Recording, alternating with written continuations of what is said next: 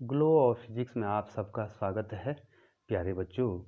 आज का जो हमारा टॉपिक है वो है बच्चों प्रिंसिपल ऑफ ट्रांसफॉर्मर, ट्रांसफॉर्मर का सिद्धांत। ठीक है बच्चों, तो ट्रांसफॉर्मर अन्योन्य प्रेरण के सिद्धांत पर कार्य करता है। के सिद्धांत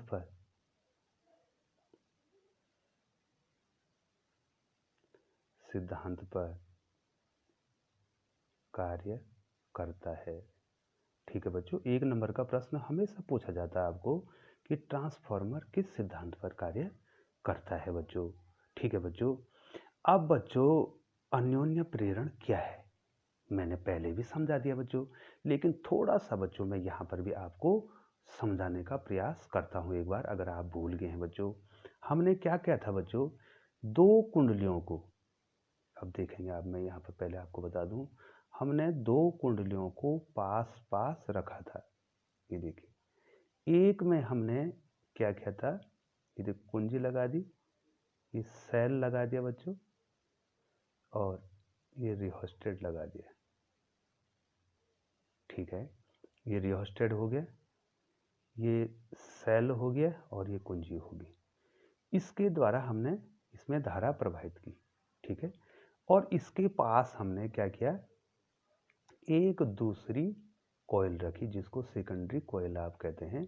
इसमें केवल आप गैल्वेनोमीटर लगाएंगे और धारा की दिशा को ज्ञात करेंगे।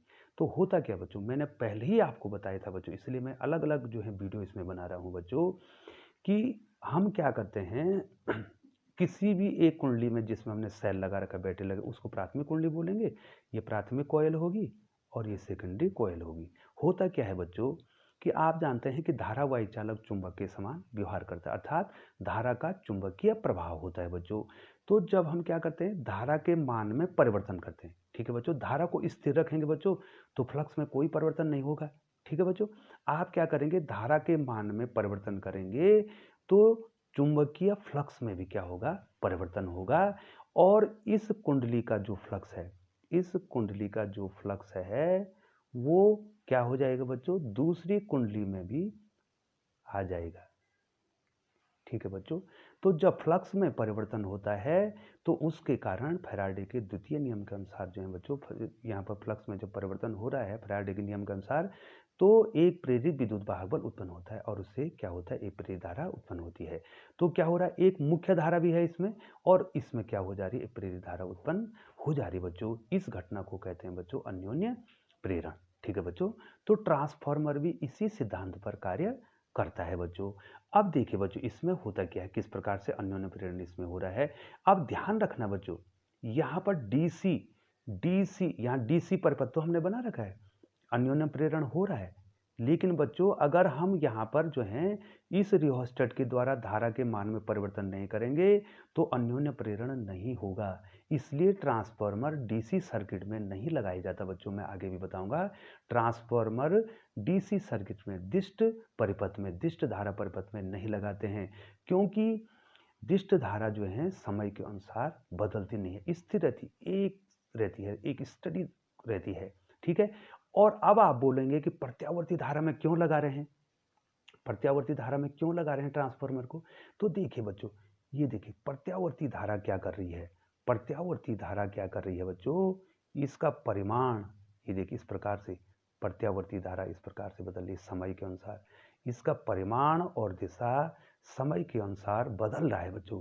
ये जीरो से क्या हो रहा है सॉरी ये जीरो से बढ़ रहा है, अधिकतम हो रहा है, यहाँ पर अधिकतम हो जा रहा है, ये देखिए बच्चों, और फिर अधिकतम के बाद क्या हो जा रहा है, शून्य हो जा रहा है, फिर दूसरी दिशा, फिर डायरेक्शन बदल रही है बच्चों, इसकी इसकी डायरेक्शन भी बदल रही है। ये देखो डायरेक्शन बदलने के बाद क्या हो जा रहा है, ये धीरे धीरे धीरे जो है मैक्सिमम हो जा रहा है, और फिर जो है उसके बाद धीरे धीरे धीरे शून्य हो जा रहा है, एक दोलन के लिए ऐसा कर रहा है बच्चों प्रत्यावर्तन।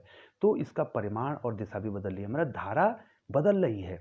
तो धारा बदलने के कारण क्या होगा बच्चों, फ्लक्स में क्या होगा, परिवर्तन होगा। इसलिए डीसी को जो है आप जो है कहाँ नहीं लगा सकते हैं, ट्रांसफॉर्मर, डीसी परिपथ में ट्रांसफॉर्मर को नहीं लगा सकते हैं बच्चों, क्योंकि डीसी समय के अनुसार बदल नहीं रही है, कांस्टेंट है। तो कांस्टेंट होगी तो फ्लक्स में परिवर्तन कैसे होगा बताओ। अब आप बोलेंगे यहाँ कैसे हुआ, यहाँ भी आपने बैटरी लगा रखी थी, यहाँ कैसे हुआ? यहाँ इसलिए हुआ, यहाँ हम जानबूझकर क्या कर रहे हैं, इस धारा नियंत्रक के द्वारा धारा को क्या कर रहे हैं, कम ज़्यादा कर रहे हैं। ठीक है बच्चों, तब जाके क्या हो रहा है बच्चों, फ्लक्स में परिवर्तन हो रहा है, तब अन्योन्य प्रेरण हो रहा है। लेकिन बच्चों स्वाभाविक तौर पर जो है डीसी सर्किट में अन्योन्य प्रेरण नहीं हो सकता है बच्चों, और इसलिए जो है ट्रांसफार्मर का प्रयोग डीसी सर्किट में हम नहीं करते हैं बच्चों। अब देखिए बच्चों, अब इस ट्रांसफार्मर में किस प्रकार से हो रहा है बच्चों, देखो हमने क्या किया बच्चों, हमने क्या किया कि इसमें प्रत्यावर्ती स्रोत लगा दी, ये प्राइमरी कॉइल है।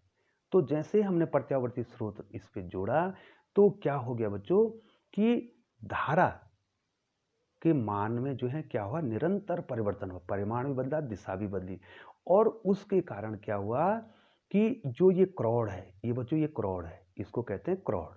ठीक है, ये पटलित बनाई जाती है, पट्टे से बनाई जाती है, अलग अलग पट्टों को जोड़ के बनाई जाती है, बीच में स्पेस दिया जाता है। और अब क्या होगा कि जब धारा का परिमाण और दिशा भी बदलेगी तो एक एक अर्धचक्र में धारा की दिशा बदल जाएगी। ठीक है बच्चों, इस प्रकार धारा की दिशा कभी इधर हो जाएगी और कभी इधर हो जाएगी बच्चों, ये देखो। और उसके कारण क्या होगा, कभी ये चुंबकित होगा, कभी विचुंबकित होगा, उसके कारण जो है इसमें परिवर्ती चुंबकीय क्षेत्र उत्पन्न हो जाएगा। और इसका फ्लक्स, ये देखो, इसके प्राइमरी कुंडली, जो प्राइमरी कॉइल है, इसके फ्लक्स में क्या होगा, परिवर्तन होगा। तो वही फ्लक्स कहाँ पड़ेगा, सेकेंडरी कॉइल में भी पड़ेगा और उसके फ्लक्स में भी परिवर्तन होगा। ठीक है बच्चों, और फ्लक्स में जब परिवर्तन होता है तो उसके कारण एक प्रेरित विद्युत दाब बल उत्पन्न होता है और उसके कारण परिपथ में एक प्रेरित धारा उत्पन्न होती है। ठीक है बच्चों, अब प्राथमिक कुंडली कर क्या रही है, प्राथमिक कुंडली जो है विद्युत ऊर्जा को चुंबकीय ऊर्जा में बदल लिया। मैं थोड़ा इसको यहाँ पर लिख देता हूँ। ठीक है बच्चों, ये देखिए अन्योन्य प्रेरण के सिद्धांत पर कार्य करता है। प्राथमिक कुंडली, प्राथमिक कुंडली क्या काम कर रही है, प्राथमिक कुंडली क्या काम कर रही है, आपने उसको प्रत्यावर्ती स्रोत से जोड़ा तो उसने उस विद्युत ऊर्जा को चुंबकीय ऊर्जा में बदल दिया। ठीक है बच्चों, किस में बदल दिया, विद्युत ऊर्जा को, विद्युत ऊर्जा को चुंबकीय ऊर्जा में बदलती है, चुंबकीय ऊर्जा में बदलती है। ठीक है बच्चों, और द्वितीय कुंडली क्या करी, ये प्राथमिक कुंडली थी, द्वितीय कुंडली फिर जो है उसी चुंबकीय ऊर्जा को विद्युत ऊर्जा में बदल रही है बच्चों। ठीक है बच्चों, द्वितीयक कुंडली क्या काम कर रही है बच्चों, द्वितीय कुंडली, द्वितीय कुंडली जो है चुंबकीय ऊर्जा को, क्योंकि बच्चों ऊर्जा संरक्षण का सिद्धांत है, ऊर्जा को न तो उत्पन्न कर सकते न तो नष्ट कर सकते, ऊर्जा बदल रही है बच्चों, एक रूप से दूसरे रूप में बदल रही है।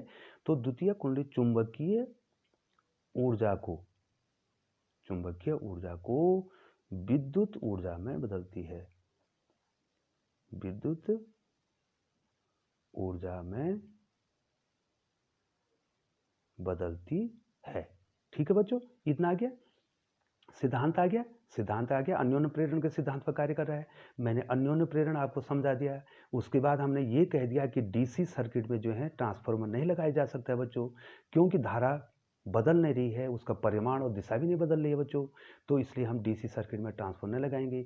एसी में क्यों लगाएंगे, क्योंकि एसी में जो है धारा की परिमाण और दिशा समय के अनुसार बदल रहा है, इसलिए जो है उसको प्रत्यावर्ती धारा का है बच्चों।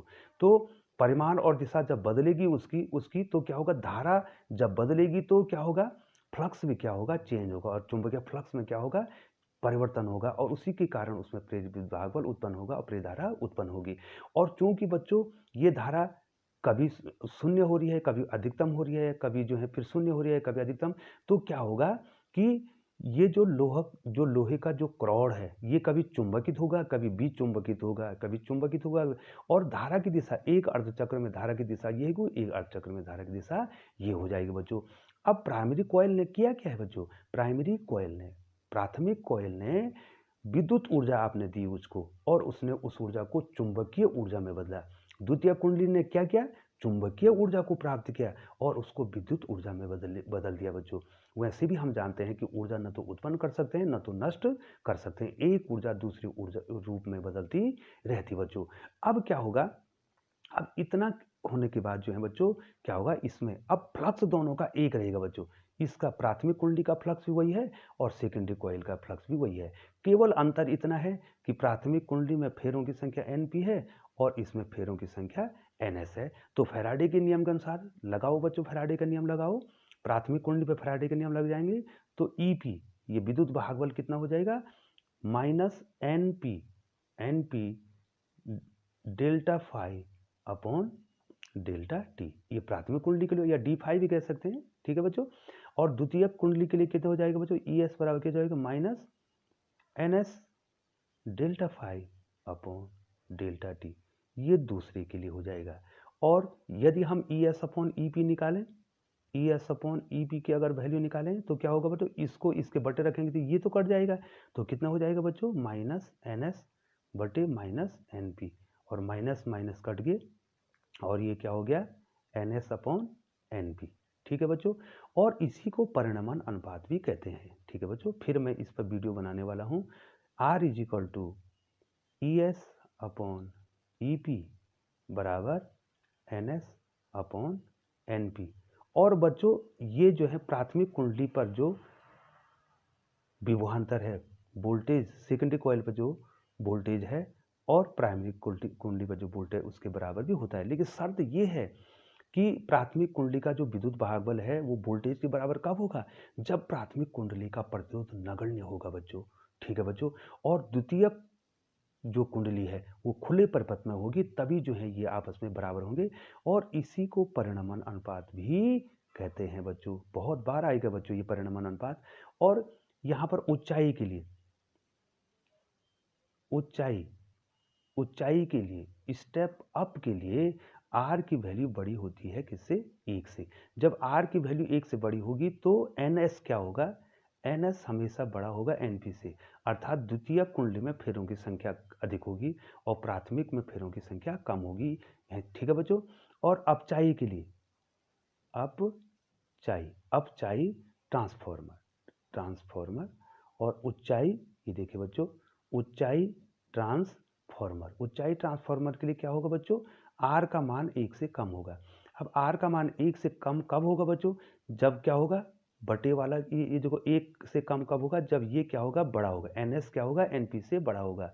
ठीक है, सॉरी बच्चों, यहाँ पर ये 1 सदी ये बड़ा होगा तो 1 यहाँ पर NP बड़ा होगा, जो बटे वाली राशि बढ़ तभी तो कम आएगा बच्चों।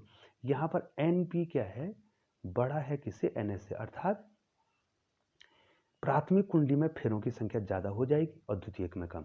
यहाँ पर प्राथमिक फेरों की संख्या कम हो जाएगी और द्वितीयक में ज़्यादा हो जाएगी बच्चों। तो बच्चों ये है ट्रांसफार्मर का सिद्धांत। तो बहुत बहुत धन्यवाद बच्चों।